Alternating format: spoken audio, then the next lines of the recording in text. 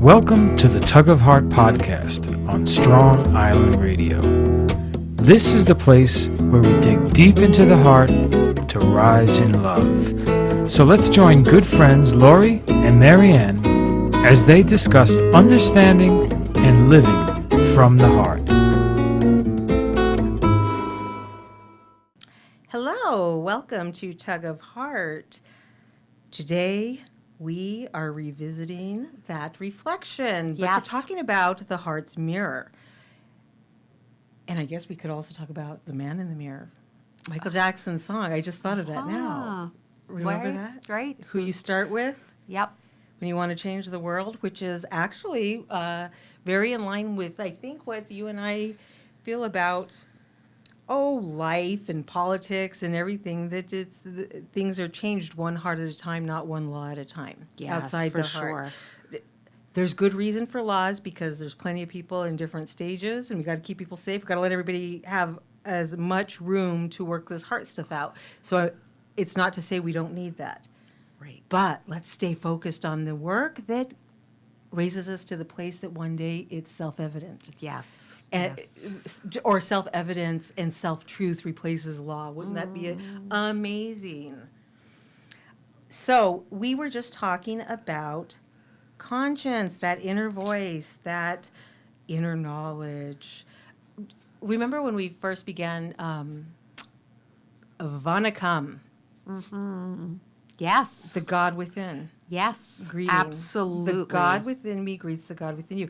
The light within me, if this is more comfortable for anybody, the light within me greets the light within you. The cricket within me. You know what? Cricket is so neutral, which is how I would like conscience to be too. Yes. It's that little cricket. So, but ultimately the innermost part of me greets the innermost part of you. Let's get right to that place. Yes. Where magic happens, truly happens. Current events. How come we don't talk about current events very much, Marianne? You know what? Because I really don't watch Me much too. of it We don't or watch read TV. much of it. I just But don't we know did catch. too much. It's a little hard to get around Olympics, which I don't follow either. But I really loved this story. Simone. Mm-hmm. The gymnast. Yes. My heart has totally changed towards her. I wasn't for or against. I had just kind of no feeling about it, but she's been brought to my attention and just holds a special place now because of what she did. What do you think, Marianne? You know what? I think that she is a great disruptor. Oh, which is what it keeps on coming back to, disrupt status quo. Yep. And really, she is going to, her action will be transformative. She will change some little girl. And many little girls. Perhaps even some men, change this some whole adults, course. Me. I'm no little girl. Yeah. and she hit something in me. So, Simone, the gymnast, I mean, if anything, I kind of didn't have much awareness of her because there's a lot of social media and stuff that she does, and I I'm not really into that, being my age and being me and whatever else. Well, at the Olympics, she's it. She is the leader. She is the driving force. She is everything to this team. They need her. Mm-hmm. She's the whole of them. But wait. What happened, Marianne? You tell it, Lori. I like the way you tell it. We come to find out that the whole of them is all of them. Yes. And she found such a beautiful way to express this and to call them out to that action that you talk about, to rise to the occasion themselves, because she sees them. Yeah. I see you. I recognize that they also are world-renowned athletes and quite capable. Yes. And so what happened is her forte really is the vault. She's such an amazing, tremendous force there. This girl takes off into a sprint to do just a pretty amazing vault, but something already had been changing before, where she had changed what she originally thought she would do, and now I don't know all these names for them, but she had already taken just the edge off of the level of it for security or for whatever was going on within her. It doesn't matter. She had made that decision. Well, she takes off sprinting full speed. You don't go back from that when you're running towards a standing still object that is hard, right? There's no stopping because it means injury to just crash, that crash and destruction. But she managed to do disruption without destruction, which is just amazing. And so she hits the springboard and then the horse, and then she's in the air. And mid-air, it's like there was just this moment of time where I feel like everybody was taken into her heart time, which is a little bit extended. She had to change a heart mid-air and changed it. She watered it down, was going to do 2 rotations. Again, I don't know the name of it. And she 2.5, which is a feat. And she did it 1.5. She changed her mind in the air. That's where it happened. And she responded, adjusted, took a step, which is, all of this is out of character as an athlete. But this young lady is not just that label. She's not just an athlete. She is a young lady that owns her own personhood, that has her own conscience. So that's not what's amazing. What is amazing is that following this, no tears, which I would totally understandable had there been, just this mature, steady, and we bring up that word of sound heart is what I sensed. Walked, pulled her coaches aside and said, "This is where I'm coming from, guys. I'm backing out. The girl's gonna get her medals. She's in the running. She's the top, but at what expense? It would cost her teammates possibly a medal." And she was like, "No, we are a team. We are a community. We're a family. Whatever level of being bound together they have, she stood by it. And something in her conscience said, the good of all ranks higher. This is the Olympics. It's a team sport. I signed up for a team sport." And the way that I heard like just a 3-minute video. The way that I understood it was that they tried to talk her out of it. "Oh, come on, we need you. Of course. You got to do this." And she actually said she wasn't going to go back on that. It probably takes a while to respond to it. And she said, "No, the decision's made. You guys are great.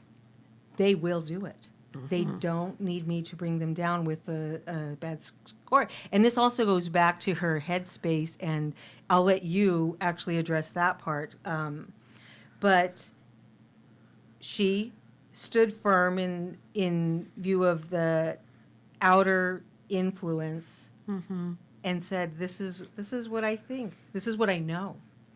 That they're Olympians. They will do it. I know them. They're strong girls." The girls were shaking, scared, and every one of them also then, because conscience is contagious, I feel like, they dug deep and all performed just a little better. They got their medal. And I'm so proud of her. I'm so proud of women. She's a young woman. Oh, I'm yeah. so proud She's a for women to change maker. show this with all the other nonsense that can hit the news around Olympics, who slept where, who wore what. God bless women. That's all I got to say. And this young woman. Yeah, no, I think it was such a bold choice, and it is getting everybody to talk about it. So that in itself says something is stirred. And people are on both sides of the argument of it was a great thing or a how could she do it kind of a thing. It has stirred a lot. So that in itself says to me, It tugged at people. it is a tug, and this is about leaping forward. But she went off on the medical reason and it being mental health, right? got it. So it was a war of the nerves, of her being in her head too much, being afraid she would really get hurt and not wanting to put herself at risk or the team at risk. Oh, beautiful. Both, right? Okay. All great. But what preceded this is what you know, Lori, stirs my blood because there was a violence done against her. Oh, I didn't know about this. Listen to this. I don't know the So whole thing. she has mastered a move that is so difficult and has only been done by male Olympians, gymnasts. And this was her routine. And going in with this routine that she had mastered and worked on and has been her life for the last how many years, the judges decided that it was too dangerous. And if she did it, she would lose points for it. So, does this not blow someone's world?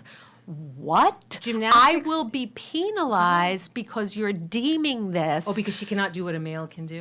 I don't know. Or just no one else would stand a chance to win if she, in fact, got the credit for it. This is the story that was being told and was, in fact, true. A true marginalization of her efforts for mastery.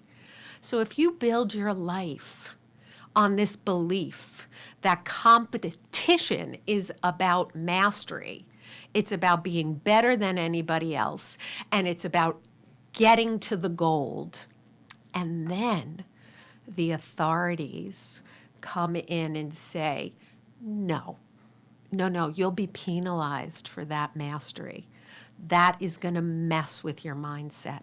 That's right. And it is going to create a sense of doubt, existential doubt. Who am I?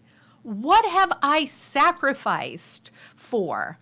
And I think the ultimate answer to that was an answer that was embedded in love. And it's what you were just talking about, which is, who am I? I am part of a team, ultimately. It's not this winning the gold or being the best or doing what no woman has ever done before is not as worthy, as fulfilling, as being part of this team. And so I make that decision, right? But the crisis, the disorder that created this kind of contemplation that we've been talking about, this reflection, this deep going into conscience, and not knowing, being in the unknowing, actually different than not knowing. Like everything that I have known, I am unknowing. Everything that I have built my belief system on is undoing. And I sit in this middle space and ask the question, do I push forward even though my body and my mind are saying that I can get hurt? No, I'm not. I am not going to do that to myself or my teammates for something that, I don't know how I think about anymore. But I do feel like and that's why at the heart of this, and it will unfold more for us as we talk about it more, but it is something that can propel us forward, almost to the point of making us rethink competition, the value of this kind of competition. And look, Olympic gymnasts, women, they have been terribly mistreated, their bodies, right? Right. Periods forced to be a certain weight. Scandals of sexual abuse came out about them. The young girl who did the vault with the broken ankle and is begging her coach, do I need to do this? And he's saying, do it. That's right. And then she is like the hero, but has to go into retirement right afterwards. Who does that to their body in good conscience, right? Well, we can't question her conscience, but that's right. We can question whether it was examined. Right. And if so somebody from the outside makes that decision, it is very safe to guess no. She wasn't Right. given that opportunity. she wasn't, because our And that's the conscience point, right? will always look to take care of us. It's preserving. It's And preserving. It always is. I want to just say, this is new to me, what you're saying. I didn't realize any of this because I live in my little bubble under my rock. But conscience is about what is good for our coming into being who we're made to be. Yes. So I love that she did not fragment herself, because she's never has been made from the beginning of time to be this human Yes. that peaks at a very young age, and that was her ultimate end. A good end, a good part of her story, and I love this story in general, but not where her story ends. No. That would have been a limiting move to me. You hear this, and you do hear this in a religious context, which I will not apologize for in this case. What does it profit a man to gain the world but lose his soul? Oh, I love that. The soul is the seat of the conscience. Yes. And this young lady had the world in her hands. Everywhere you turn, even before the Olympics, the world is about her. She could have gained the world. She could have done it, and she would have had every mic on her to really make a statement about what she felt, and she could have made it, and she also could have pressed back against the judges, but instead she chose a graceful way, which was not orchestrated, where I'm going to go in, do one, No. and then bow out to make a real statement, because we're all about making statements in this era, right? But instead, she realized, I can't perform because the weight of my conscience. Yes. It limits me from that second rotation, and it brings me back. So so what she's saying is, what good is it to get the whole world if I lose myself? Absolutely. Because any human being, Marianne, and this is something that I truly believe is worth more than the whole of the world. And we lose one, we've lost the world. Right. This is why you and I choose our particular approach to justice. Radical justice, if Yes, you want it to, is. which is actually much more of that gentle mode than people. You hear radical, you think forceful, aggressive, but it's quite the opposite. Right. Radical is just different. It's that it's being, what did I say, the revolutionary of conscience. It's a revolution of conscience, and it's time. And this girl did such a great job. But it's also it's when you say that idea of losing the soul, right? And What you know, loses the ability to, what did I tell you before? Sorry, but there are things worse than the worst loss in life. Any loss I've had currently, and I've had the worst, and you have. The thing that does remain that is worse is separation from good, Marianne, is worse. It's very hard to return. I agree with you. And there is, in healing traditions, right? If we're talking mental health here, because this is how it's being framed. And I think in making the choice she made, she returned to a mentally healthy place.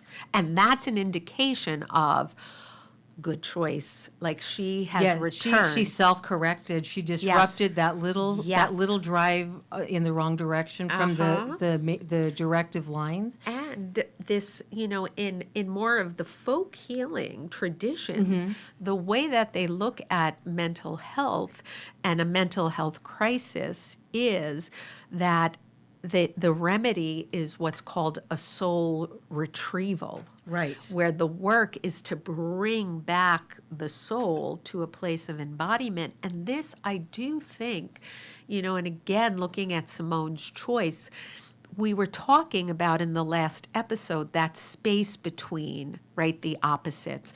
Do I compete? Or do I surrender, right? Do I just bow out from competing in this? Both of those are inherently good. Right. Given the life and commitment and devotion that she has put into her sport. Right. You'd be hard pressed to fault her for. No, either one. Right. Either one. I agree. But to sit in the crisis and come to it, really a crisis of contemplation of what does my heart really? Who am I? Who am I is the question. Yes. To sit in the middle, which earlier, right, I was speaking of it somehow can include the both poles. So if I think of it that way, then the choice becomes, do I competitively surrender, or do I surrender and compete? Now, I think she chose, I will competitively surrender, because she is going for something bigger than herself than I even think she knows what is. And this surrender is going to push this field forward in some way. And we might not exactly know it, but you feel it in the heart of, this is the energy that I need behind the surrender.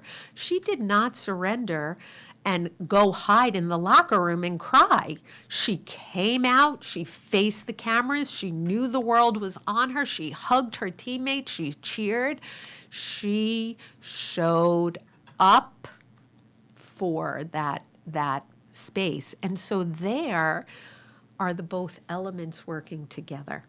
And I love that. And I think that is like so precious when we can achieve that with that, the goodness of conscience that we are talking about today. Absolutely. And I think what you were saying about her speaking after, she spoke lightly, like without that burden, that yoke weighing her down.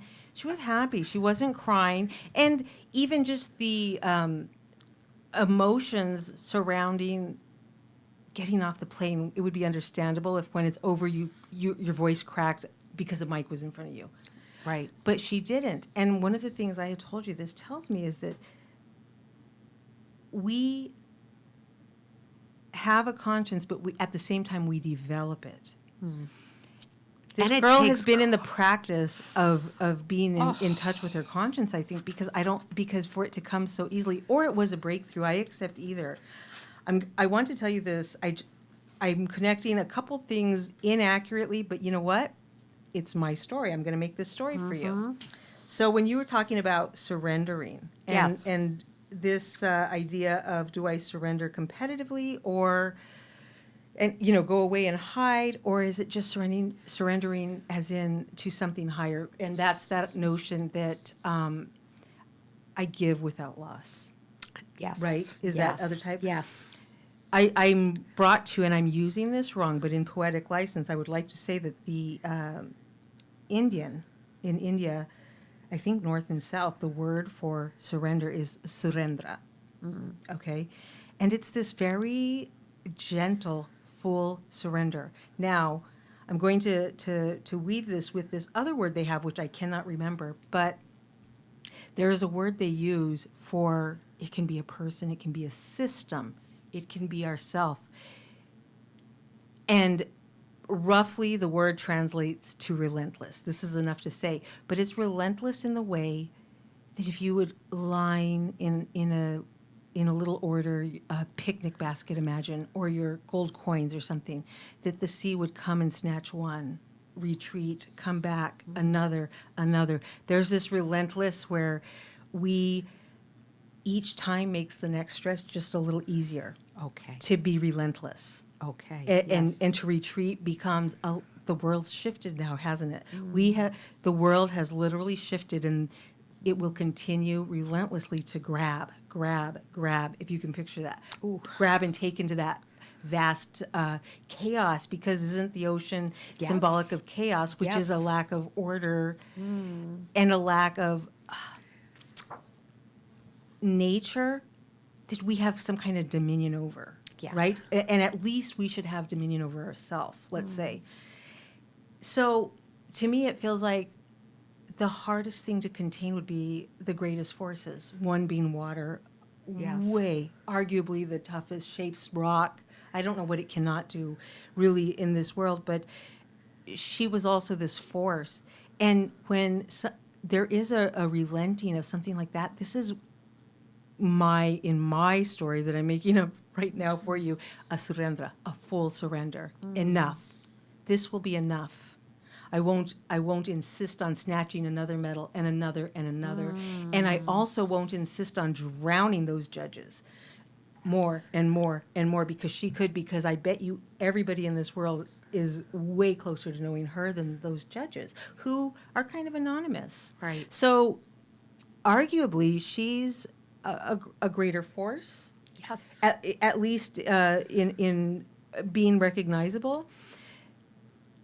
And she made the right choice, and people are going to see it. What they make of it, I leave to their conscience. But I also do want to say, in many religious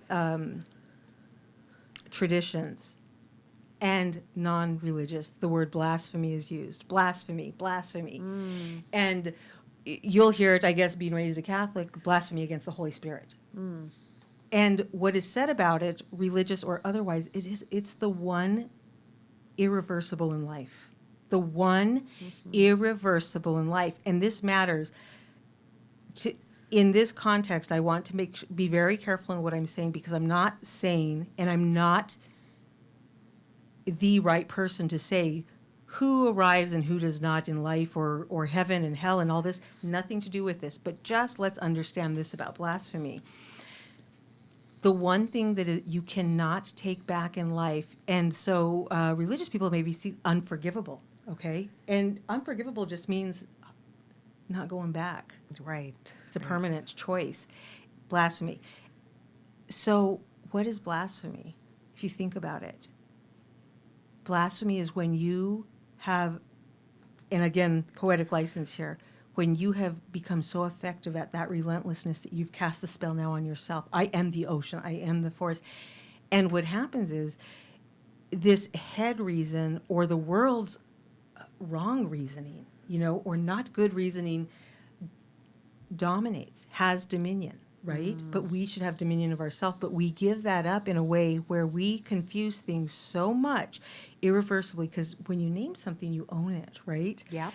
So in this way, blasphemy is to name bad as good and good as bad. You have flipped life on its head in a way that you name it and own it. You become. And this is not a spiritual lecture, nothing like that, except to say that this girl caught herself beautifully and very early. She landed it, right? She landed did. it. She did not take the step. It was solid.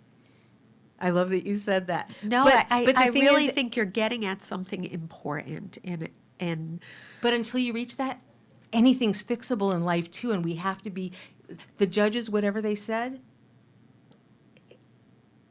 you could be mistaken, you're not wrong. It's not yet that level, so it's still like to have a tender heart for everybody involved at this point. Oh, absolutely. But she showed them how. Right, because transformation, it does begin in order, right? Absolutely. And then what we saw was a yielding or a surrender to the disorder. Something went out of order.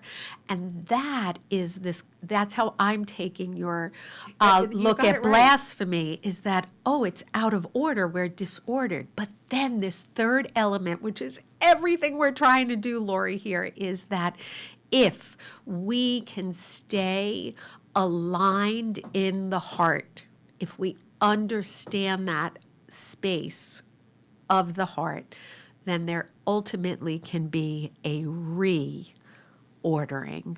That's absolutely right. That can be possibly transformative, right? Transformation begins in order, yields to disorder.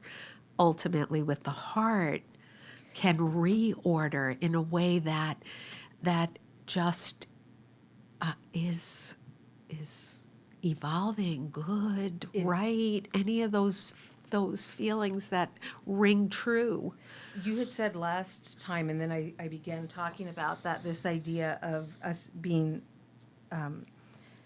this adverb, right? This adverb of how we do stuff, this very aliveness. And I want to say, like with blasphemy and what you're talking about, order and reorder, and being made new, reinventing ourselves, or anew if you prefer, cleansing ourselves, all of this only marks change for the living.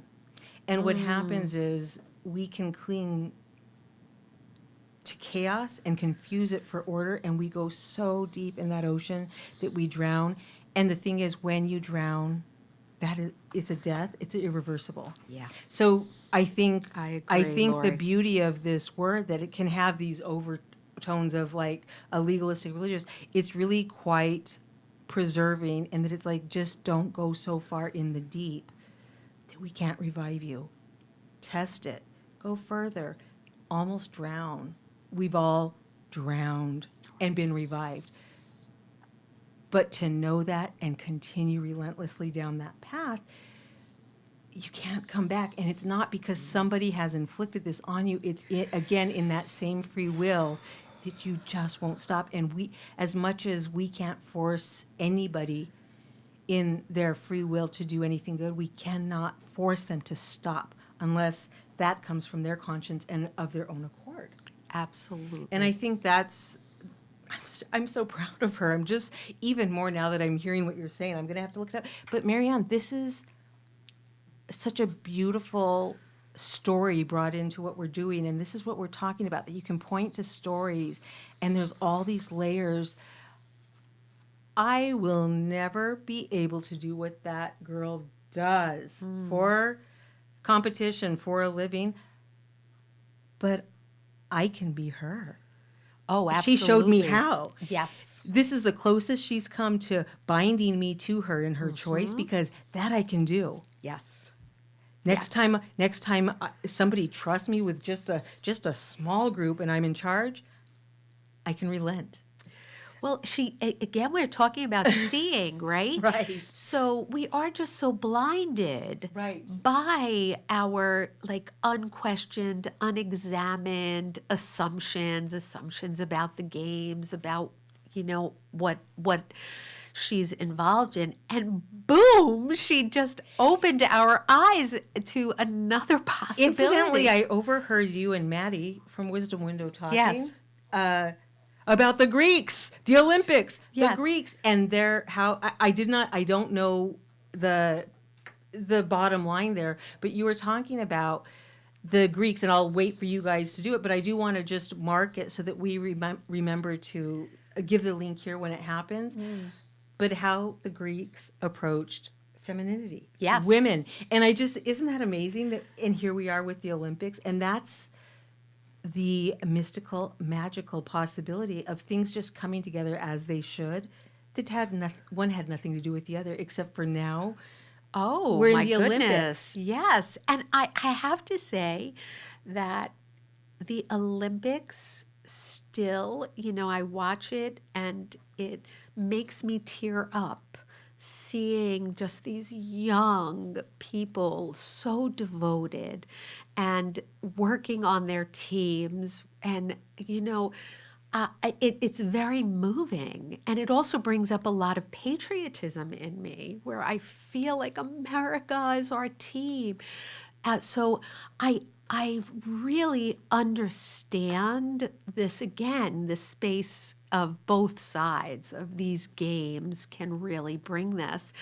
And the other side of, we need to kind of question what, in fact, we do to our athletes for the I do name wanna of this mention kind that of with patriotism. Olympics, they're not professional. So what we also do to our very young, Are young, the most they're vulnerable, young. after the very old, which I Yes. always mention, because Yes. we're inflicting this on our future. Right. This is Yes. This is not Yes. this is the quick mind. The quick mind says, take that next vault. I said, And we'll you, all you feel took that good. seat on the plane in your room, and somebody else is not here. You will. And the good mind says, I won't. Right. Not. And it With turned the out, price it and it costs. turned out nicely. I just also want to say that when it does not turn out nicely, she's still right. Yes. Very important point. Let's not take it because Yes. had Yes. had she listened to her conscience and it guided her to do the second one, and it did not turn out, or had she done this and they did not meddle, the girl was right because she was true to herself. And it took a tremendous amount of courage. Yes, I love that. I love it's such a beautiful, beautiful story what she's done. And it's giving us these qualities, right, of the conscience, right? We're trying to really understand it and almost personify it within us as courageous and confident and compassionate and connected. This is the embodiment of everything that went into that choice. And that you were saying that was displayed in her beingness that we could all learn from and take a piece of. It's what you had said, the disruption. She disrupted something that could have turned into this chaotic spiral. Yes. And I'm so happy that she didn't. I'm so happy on behalf of myself and anybody else. And this means everybody else, because I say this, everybody has their moment of ups and downs mentally. Nobody is that stable that we don't take our turn. But she showed us in her turn how to disrupt it and get right back before Yes. it gets harder to. I remember hearing one other athlete who went with a competition. I can't even remember what sport. I want to say a triathlon. And she just ran out of steam where she ran out of steam. Heartbreaking. None of this other stuff surrounding it. But she lost.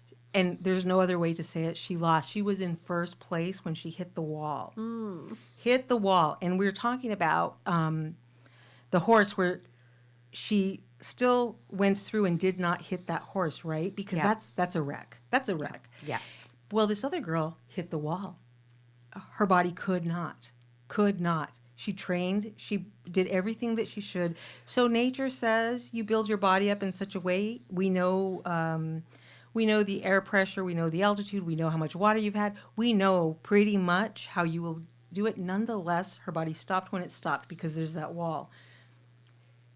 Years later, she spoke about it, and for all she said, the takeaway for me that I remember that I love, and it hurts to say only for its beauty though, is that she was there, she tried, she lost, and she is like, I lost. I had the privilege of losing. The whole build up to being there and seeing how things land regardless. In that sense, I kind of want to end with this too, because you and I have both had a lot of losses, and Absolutely. I want to take a moment and thank Simone and thank you, Marianne, in a very special way for accepting the privilege of having loss in your life. Because that's what's led you here, and all these tremendous gifts that people can gain for your loss. You're a loser, Marianne. Well, thank you. And No, but it's like you've said it's it a privilege. before, It's right? an absolute privilege that you have acknowledged that. Yes. Because we all are, and we all must be. And it's back to something I've heard you say, whether I'm not sure if it was in private or on the air, but to be able to touch moments where we can joyously grieve, that it's not grieve or be joyous. Right. That the two can come together in certain moments. And I think that does have to do with seeing the privilege in still being here. In the pain. And It in the is a pain privilege. and in the aliveness. I had told you with the pain too, with Simone, and then just the pain of loss. I had told you, I think just this week even, about there has to be pain. There has to be this element of pain in love and in offering and sacrifice for one another, or else it's just sentimental. And Love does not mean the same. Simone's love for her team could not mean the same without that surrender, without that pain. I'm sure she personally has feelings about it, but she accepts that. And in accepting it, you know what? If she hadn't have done this, Marianne, I wouldn't have known how deep in her heart she felt about those other girls who are worth every bit what she's worth. Yes. And yes. I I'm would so happy agree. she showed me so much about them and by showing me about herself. Yes. Transformative power. Right. And right? it's contagious because all of love. them, yes. And the suffering that goes with love, because bet. there is an element of suffering in all of this. It's a necessary part of it. So Here be we it. go again. Okay. So until next time, you don't have to seek suffering to love, but please love till it's Hurts. or at least don't be dissuaded from it in If it pain. does hurt. And just also, it's okay sometimes to relent. You know, when your conscience says to, go for it. Simone did, and I went from, I would say, indifference to this girl to just adoration, complete adoration. I love her now. I love her. She's one of my favorite people in the world right now. Until next time, you can like and share the podcast, also Strong Island. Thanks so much for joining us, and I really hope people remain loyal to their conscience and don't trade it for a thing, not the world. Until next time, farewell. Farewell.